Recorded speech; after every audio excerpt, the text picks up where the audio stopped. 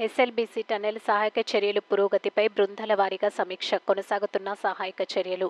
Disaster and management special chief secretary Arvind Kumar Nagar Kurnool జిల్లా collector Badavath Santosh శనివారం SLBC tunnel office వద్ద సహాయక బృందాల్లో ఉన్నతాధికారులతో సమీక్ష సమావేశం నిర్వహించారు.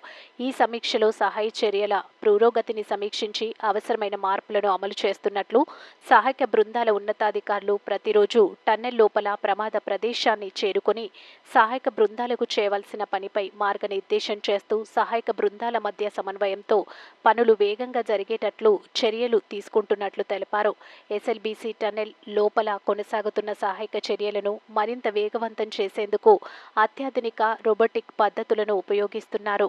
అన్వీ సంస్థ అభివృద్ధి చేసిన ఆటానమస్ హైడ్రాలిక్ పవర్డ్ రోబో ద్వారా 30 HP సామర్థ్యం గల పంపుతో అనుసంధానమైన వ్యాక్యూమ్ ట్యాంక్ ఉపయోగించి నీటితో కూడిన బురద మరియు మట్టిని తొలగించనున్నట్లు తెలిపారు.